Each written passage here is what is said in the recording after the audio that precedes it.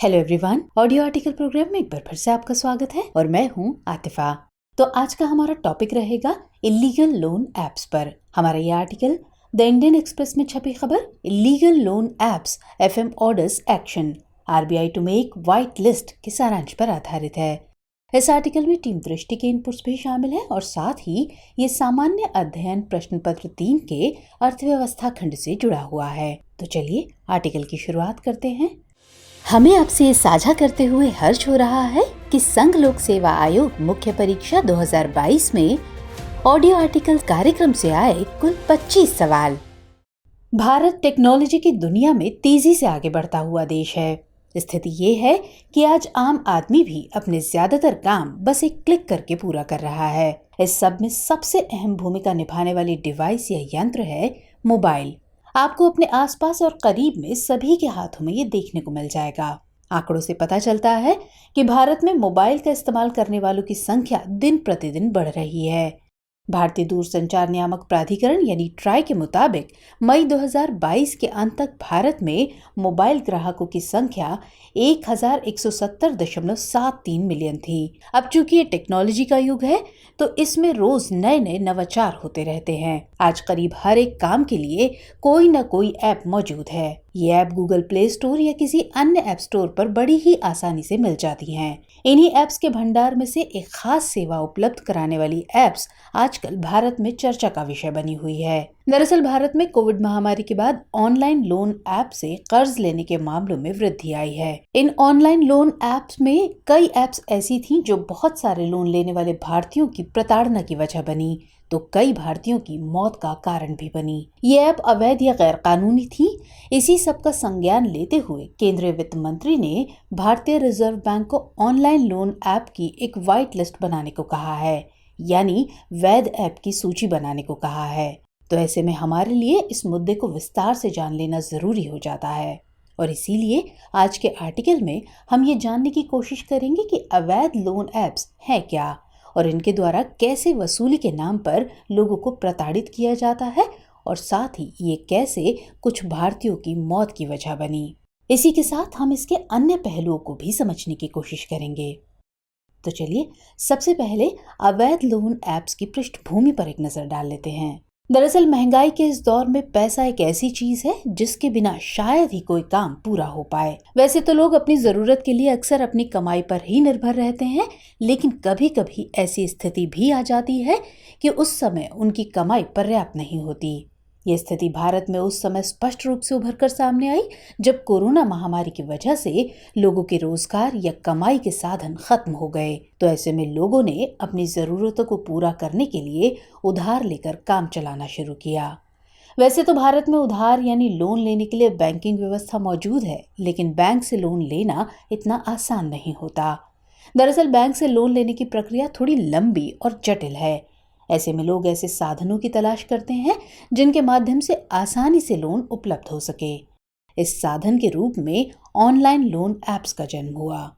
इन apps ने बहुत ही कम समय में लोगों के बीच अपनी दमदार उपस्थिति दर्ज कराई। इन ऐप्स में ज्यादातर ऐसी ऐप्स सामने आई जो कानूनी रूप से अवैध थी। इन ऐप्स ने 2 मिनट में नूडल्स की तरह झटपट 2 मिनट में लोन उपलब्ध कराने की पेशकश की, यानी ये बिना केवाईसी और बिना किसी कागजी जांच के मिनटों में लोन उपलब्ध करा रही थी। गौरतलब है कि इन ऐप्स को इंस्टेंट लोन ऐप्स के नाम से भी जाना जाता है, यानी ऐसी ऐप्स जो बिना ज्यादा लिखत पढ़त के चंद मिनटों या घंटों में ही फटाफट लोन उपलब्ध करा दें। इसी आसान तरीके से और जल्दी लोन मिल जाने की वजह से निम्न आय तथा मध्यम आय वर्ग वाले जरूरतमंद लोग इनकी ओर आकर्षित हुए। क्योंकि इस तरह के लोन देने से इन ऐप्स की कंपनियों को मोटा मुनाफा हो रहा था, इसीलिए इस तरह की ऐप्स की भारतीय बाजार में बाढ़ सी आ गई। लेकिन समस्या तब आई जब इन ऐप्स ने लोन वसूली के नाम पर लोगों को प्रताड़ित करना शुरू किया। इन ऐप्स की प्रताड़ना इस हद तक होने लगी कि इससे तंग आकर कुछ लोगों ने आत्महत्या तक कर ली। असल में ये ऐप्स मोटा मुनाफा कमाने के चक्कर में ग्राहक को एक तरह के भंवर जाल में फंसा देती हैं, जिससे निकलना उसके लिए आसान नहीं होता। ऐसे ऐप से लोन लेने और फिर इसके भंवर जाल में फंसने के सैकड़ों मामले पिछले कुछ सालों में खासकर कोरोना महामारी के बाद से देश में सामने आए हैं। चलिए अब इस सब के बाद ये समझने की कोशिश करते हैं कि आखिर ये ऐप्स किस तरह काम करती हैं और ये किस तरीके से लोगों को प्रताड़ित करती हैं या उन पर किस तरह से दबाव बनाती हैं। तो अवैध लोन ऐप्स का खेल गूगल, फेसबुक, इंस्टाग्राम, यूट्यूब आदि पर एडवर्टाइजमेंट यानी प्रचार के द्वारा शुरू होता है। प्रचार के जरिए से ये ऐप्स टारगेटेड लोगों तक पहुंचती हैं और जिसके बाद डाउनलोड के समय ये कई संवेदनशील परमिशन मांगती हैं, जैसे फोटो गैलरी, फोन बुक आदि का एक्सेस। ये एक तरह की डिजिटल दादागिरी है, क्योंकि बिना परमिशन के ये ऐप्स डाउनलोड नहीं होती हैं और अगर डाउनलोड हो भी जाएं तो फिर बिना परमिशन के ये किसी काम की नहीं होती हैं। इस परमिशन के बाद ये उपयोगकर्ताओं की निजी जानकारियां इकट्ठी करती रहती हैं और इकट्ठा की गई ये जानकारियां ही आगे चलकर प्रताड़ना का हथियार बनती हैं। क्योंकि इन ऐप से आसानी से झटपट लोन मिल जाता है, इसलिए जरूरतमंद लोगों को मजबूरी में सारी परमिशन देनी पड़ती है। खास बात यह है कि इस तरह के लोन्स पर ब्याज दर काफी ज्यादा होती है और लोन चुकाने में देरी होने पर भारी ब्याज और जुर्माना लगाया जाता है। ब्याज और जुर्माने के बाद एक छोटा सा लोन बढ़कर एक बड़ा लोन बन जाता है। उदाहरण के लिए अगर बात करें तो मात्र 5 या 10 हजार रुपए का लोन 1 लाख से ज्यादा का बन जाता है। इस बड़े लोन को चुकाना आसान नहीं होता। ऐसी स्थिति में ये ऐप्स लोगों पर दबाव बनाती हैं और दबाव बनाने के लिए रोज दिन में फोन करके लोन लेने वाले व्यक्ति पर मानसिक दबाव बनाती हैं और अगर इससे भी काम नहीं चलता तो फिर ये तरह तरह की धमकी देने का काम करती हैं। इसको तकनीकी भाषा में साइबर बुलिंग कहा जाता है।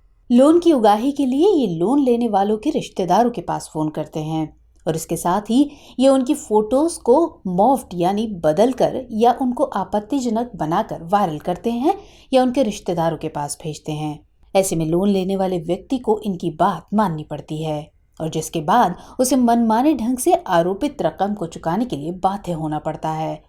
क्योंकि वो पहले से ही कर्ज में होता है, इसलिए वो पुराने कर्ज को चुकाने के लिए एक नया कर्ज लेता है और इस तरह वो एक लोन से छुटकारा पाने के लिए दूसरा और फिर तीसरा लोन लेता जाता है, जो अंततः एक भंवर जाल बन जाता है।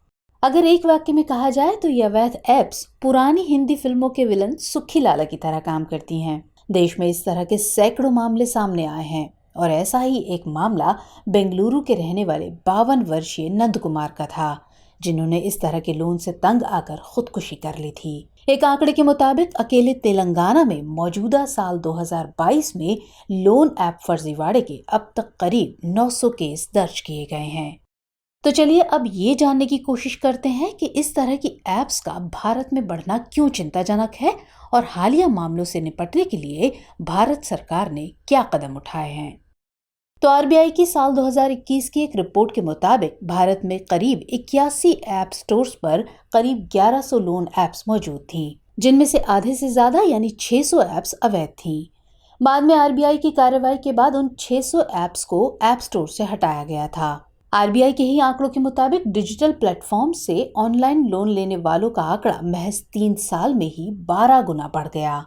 साल 2017 में डिजिटल लोन का आकार 11,671 करोड़ रुपए का था, जो साल 2020 में बढ़कर 1,41,821 करोड़ रुपए हो गया। वहीं अगर साइबर अपराध के कुल मामलों में फर्जीवाड़े के मामलों की बात करें तो साल 2020 के एनसीआरबी के आंकड़ों के मुताबिक करीब 60% मामले फर्जीवाड़े के थे, यानी कुल 50,035 मामलों में से 30,142 मामले फर्जीवाड़े के थे। बीते दिनों ईडी यानी प्रवर्तन निदेशालय ने करीब 12 एनबीएफसी यानी गैर बैंकिंग वित्तीय कंपनी के खातों में मौजूद राशि को जब्त किया था। दरअसल ये वो एनबीएफसी थी जो करीब बंद होने की कगार पर थी। ऐसी ही एनबीएफसी के साथ मिलकर इन विवादित ऐप्स ने भारत में काम करना शुरू किया।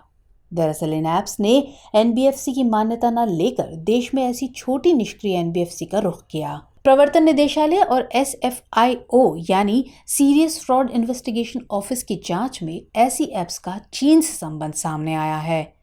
इन कंपनियों ने चीन के निवेश वाली फिनटेक कंपनियों की मदद से लोन बांटकर मुनाफा कमाया था।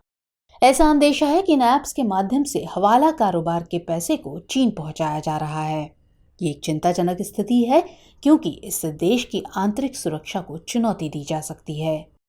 अब अगर नियमों की बात करें तो भारत में लोन देने वाली कंपनी या ऐप को बैंक के रूप में या एनबीएफसी के रूप में पंजीकृत होना अनिवार्य है। इस तरह भारत में आरबीआई से पंजीकृत बैंक या एनबीएफसी ही कर्ज दे सकती हैं। आरबीआई ने जून 2020 में एक आदेश जारी करके कहा था कि लोन देने वाली कंपनियों के बारे में बैंक या एनबीएफसी की वेबसाइट पर पूरी जानकारी डाली जानी चाहिए।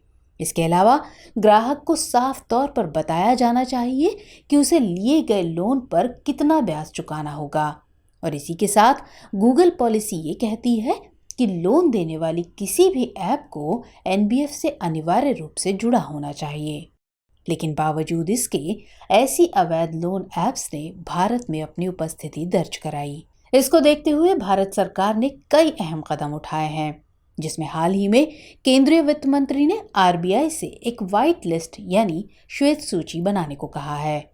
यानी वित्त मंत्री ने आरबीआई से नियम मुताबिक वैध लोन ऐप्स की सूची बनाने को कहा है। इस सूची के बन जाने के बाद सूची से बाहर की शेष बची ऐप्स को अवैध माना जाएगा। और इसके अलावा आरबीआई ने गूगल से भी अवैध लोन ऐप्स को अपने प्लेटफॉर्म से हटाने को कहा था, जिसके बाद गूगल ने पर्सनल लोन के नाम पर ठगने वाली करीब 2000 ऐप्स को प्ले स्टोर से हटाया है। तो अब सवाल आता है कि क्या लोन देने वाली ऐप्स को पूरी तरह बंद कर दिया जाए या इसके लिए कुछ आगे की राह भी हो सकती है। तो डिजिटल क्रांति के इस दौर में बैंकिंग सेवाओं तक पहुंच आसान हुई है, लेकिन जब बात लोन लेने की आती है तो विश्वसनीय संस्थाओं से लोन लेना अभी भी इतना आसान नहीं है। ये उन लोगों के लिए और भी कठिन हो जाता है जिन्हें छोटे लोन की ही जरूरत होती है और जिनके पास जरूरी कागजात या प्रतिभूतियों का अभाव रहता है। वहीं अर्थव्यवस्था और समाज को सुचारू रूप से चलाने के लिए छोटे ऋण आवश्यक हैं। इसलिए ऑनलाइन ऐप्स के लिए दरवाजे बंद करने की बजाय इन्हें नियम आधारित व्यवस्था के अंतर्गत लाने पर विचार होना चाहिए। इसी के साथ केंद्रीय बैंकिंग तंत्र और अन्य संस्थाओं द्वारा इन पर कड़ी निगरानी रखी जाए, जिससे कि बाजार में कोई भी अवैध ऐप प्रवेश न कर सके। इस सब के अलावा इस बात का भी विशेष ध्यान रखा जाए कि किसी भी तरीके से लोन लेने वाले को शोषित या प्रताड़ित न किया जाए। कुल मिलाकर एक नियम आधारित व्यवस्था बनाने पर जोर होना चाहिए, जिसमें सभी के हित सुरक्षित हो सकें। चलिए अब नोट करते हैं आज का सवाल। तो सवाल है, भारत में ऋण लेने के लिए एक सुदृढ़ प्रणाली होते हुए भी डिजिटल प्लेटफॉर्म से ऑनलाइन ऋण के महत्व को समझाइए तथा इसकी चुनौतियों पर भी प्रकाश डालिए।